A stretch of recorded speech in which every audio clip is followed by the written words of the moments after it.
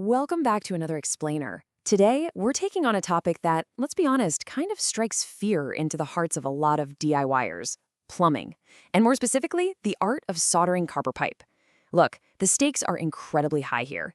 The difference between a perfect joint and a beginner mistake, it's not just a minor hassle. It's the absolute terror of water damage hiding behind your drywall, silently ruining your house. But hey, today, we're going to totally eliminate that fear. We're diving deep into our source material to uncover the pro techniques and those classic beginner mistakes you absolutely need to know to take control of your home's plumbing. It's a heavy question, right?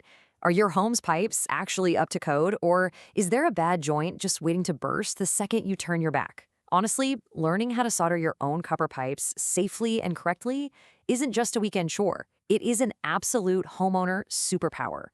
Once you learn this, you literally take control of your home's lifeblood. To get you that superpower, here's our roadmap for today. First, we'll look at the plumber's toolkit. Second, prep, cleaning and flux. Third, mastering the flame. Fourth, tackling tricky spots and tight spaces. And finally, dealing with water heaters. Let's get into it. Section 1, the plumber's toolkit. So what's really fascinating here is the heat source. Now, a master plumber might roll in with an acetylene tank because, well, it burns incredibly hot and super fast. But our source points out that a standard $20 propane kit from your local hardware store is perfectly fine for beginners. It definitely gets the job done safely. You're also going to need some channel pliers, pipe cutters, and, absolutely crucial here, your cleaning tools. That means emery cloth and wire brushes. Oh, and for any drinking water lines, make sure you're using 95.5 lead-free solder along with a low-grade flux. Moving right along to Section 2, prep, clean, and flux. Okay, if you take literally nothing else away from this whole explainer, please understand flux. So what is it? It's an acidic paste that you brush onto the copper. When you hit it with the heat, it chemically cleans the metal and essentially paves this smooth, welcoming road for the melted solder to travel down. Without it, no way. The solder simply won't stick and your pipe is going to leak. It is the golden rule of getting a watertight seal. The whole thing is summed up perfectly by this direct quote from our source material: "There is no such thing as too much flux." Seriously, when you're putting this paste on, do not be shy. You want to generously coat the outside of the pipe end, and you want to completely coat the inside of the fitting. Just coat them both really heavily before you shove them together. All right, here are your non-negotiable prep steps. Number 1, take that emery cloth and just vigorously sand the outside of the pipe until it's bright, shiny, and looks brand new. Number 2, take your wire brush and thoroughly scrub the inside of the fitting. Number 3, apply that super generous layer of flux we just talked about to both surfaces.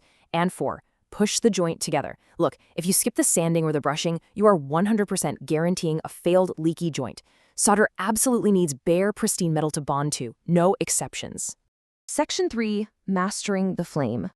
Now, this is exactly where things go sideways for most people.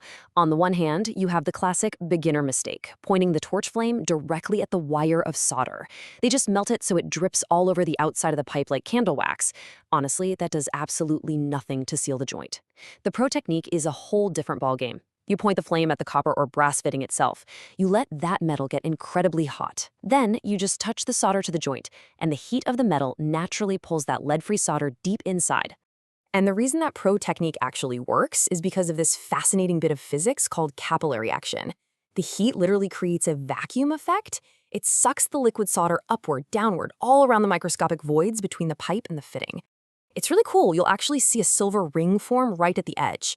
But heads up, once you see that silver ring and the solder sucks in, you've got to quickly pull the heat away and cap it off. Otherwise, the solder is just going to keep melting and drip right through and out the other side. Okay, so once you've made that perfect joint and let it cool for a minute or so, you've got to follow this pro tip. Grab a rag and wipe away all the excess flux that bubbled out onto the outside of the pipe. Remember how we said flux is acidic? Well, if you just leave it sitting there on the copper, it's going to immediately start corroding your beautiful new pipework. It'll turn into this crusty green mess over time. So yeah, wipe it clean. All right, Section 4, tricky spots and tight spaces. Picture this, you're soldering a pipe that's crammed right up against a wooden floor joist. Obviously, you've got a massive fire hazard on your hands right there. But our source has this incredibly brilliant, kind of unexpected workaround. They call it the floor joist hack. You basically take a scrap piece of tin ductwork, smash it completely flat with a hammer, and wedge it tightly between the copper pipe and the wood. Boom, an instant makeshift heat shield. That way, your torch flame hits the metal, not the highly flammable 100-year-old wood of your house. Pretty genius, right? Another absolute nightmare scenario is soldering near a shutoff valve in a tight spot. The ultimate beginner mistake here is leaving the valve completely assembled and just blasting the whole thing with heat. And what happens? You completely melt the internal rubber washers and seals, and you've just ruined a brand new valve. So the pro technique, you either disassemble the valve entirely before heating it, or if you really can't do that, deliberately point your flame in the exact opposite direction of the handle and those internal seals to protect them. You know, sometimes in older homes, you aren't just dealing with nice, clean copper. You're actually forced to tie new fixtures into older, grandfathered-in lead pipes. When you run into this, your standard 95/5 solder just is not going to cut it. You need a very specific ratio, 60/40. It's a heavier lead solder specifically made for bonding to existing lead drain pipes or traps. And when you are working with that heavy 60/40 lead solder, our source reveals this surprisingly simple insider trick to guarantee a totally leak-proof seal. The candle trick. It's wild that a normal household item can fix a heavy-duty plumbing issue, right? But check this out. Once you've molded the lead solder around the joint and it's still warm, like not scorching hot, just warm, you literally take an everyday wax candle and rub it directly over the joint. The wax melts into any tiny microscopic little voids you might have missed with the lead and seals the whole thing up tight. It's a total old-school trick, but it works wonders. And finally, Section 5, tackling water heaters. To do this correctly, you absolutely have to understand the dielectric union. Look, a water heater is made of steel, but your pipes are copper. If you connect those two directly, the flow of water creates an electrical reaction called electrolysis. Electrons literally travel between the metals, causing galvanic corrosion that will rot your water heater from the inside out. Not good. So, a dielectric union has a plastic sleeve and a rubber washer inside that physically separates the copper from the steel. It stops that electrical current dead in its tracks. But because that union has plastic and rubber inside, it sets up the absolute worst beginner mistake you can make when hooking up a water heater. Someone grabs their torch and solders the fully assembled union right to the pipe. Instantly, all that extreme heat transfers right through the brass, it completely melts the vital plastic insert, and burns the rubber washer to a crisp. Basically, the union is completely destroyed before the water is even turned on. So here is the patient, professional way to install this fitting step by step. First, you completely disassemble the union. Take that plastic sleeve and the rubber washer out and, honestly, just put them in your pocket so you don't lose them. Second, take just the raw brass part and solder that onto your copper pipe. Third, and this is where you need some patience, walk away. You've got to let that metal completely cool down until it is 100% safe to touch with your bare hands.